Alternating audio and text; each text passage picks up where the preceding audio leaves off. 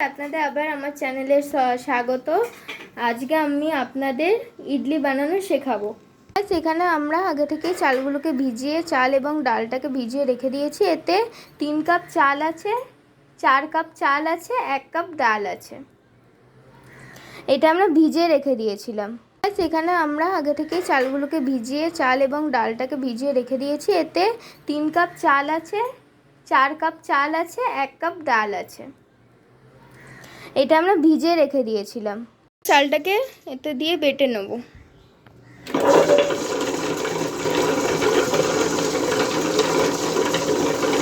এই মেশিনটার দ্বারা আমরা খুব সহজে তাড়াতাড়ি চালটা বেটে নিতে পারবো।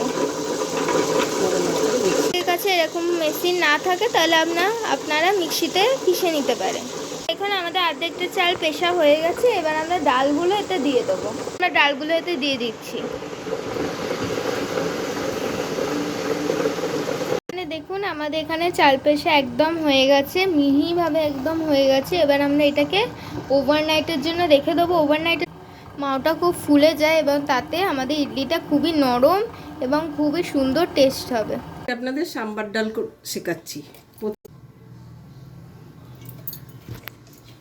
লঙ্কা,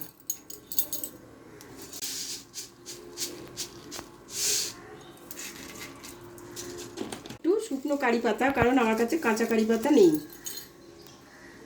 ফোড়নটা একটু হয়ে যায়, তারপর আমরা এটা দিয়ে দেবো। এখানে আছে পেঁয়াজ, রসুন, কুমড়ো, ঝিঙে, বেগুন। আমি এই সবজিগুলো সব ওর মধ্যে দিয়ে দেবো।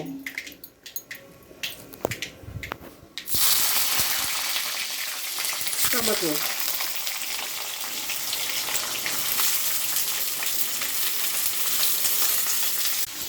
এইটা ভাজা হয়ে গেলে আমরা ডালটা এর মধ্যে দিয়ে দেবো। তারপর এই যে দেখছেন সাম্বার মশলা, এই সাম্বার মশলা 2 চামচের মতো দেব।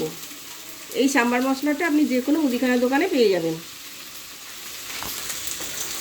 সেদ্ধটার মধ্যে নুন আর হলুদ দিয়ে আমি সেদ্ধ করে রেখেছি। এবার আমি যে সবজিটা নিয়েছি, সবজিটা ভাজি, এর পরিমাণ মতো নুন হলুদ দেব। এটা ভাজা হয়ে গেছে, আমি এর মধ্যে একটু হলুদ দিলাম।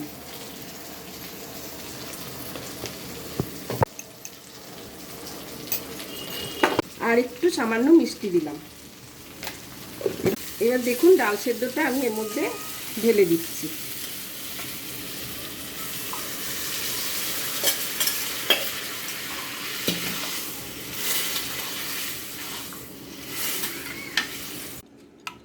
এই সাম্বার মশলাটা আমি 2 চামচ জলে ভিজিয়ে রেখেছিলাম।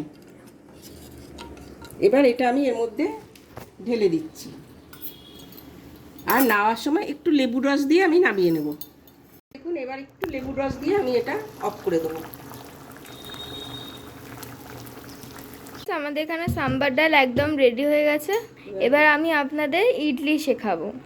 যেটা আমি কালকে বলে রেখেছিলাম, আমি ব্যাটারটা রেখে দিয়েছিলাম, ওইটা দিয়ে আমরা এখন ইডলি এবং ধোসা বানাবো। আপনারা যদি ওভারনাইট রাখেন তাহলে আপনাদের ব্যাটারটা ঠিক এরকমভাবে ফুলে যাবে। যত ফুলবে ততই টেস্টটা খুব ক্রাঞ্চি হবে এবং টেস্টও খুব ভালো আসবে। এবার আমরা আপনাদের ইডলি করে দেখাবো। ব্যাটারটা হয়ে যাবে তখন একটুখানি আপনারা নুন মিশিয়ে দেবেন। জল দেওয়া হয়েছে। এই বাসনে একটুখানি তেল মাখিয়ে এগুলো ব্যাটারটা এর উপরে দিয়ে আমরা এটা বসিয়ে দেবো। এগুলোতে দিয়ে দেবো। আমরা এগুলোকে জলের উপর বসিয়ে দেবো। এটা এবার 15 মিনিট সেদ্ধ হবে।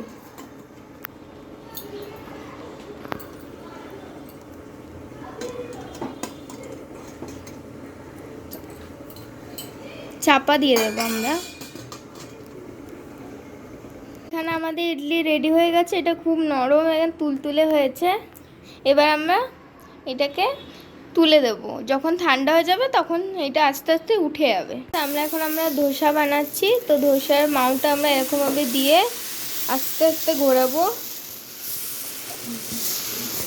দেখছেন কতটা আস্তে আস্তে ঘোরাতে হচ্ছে।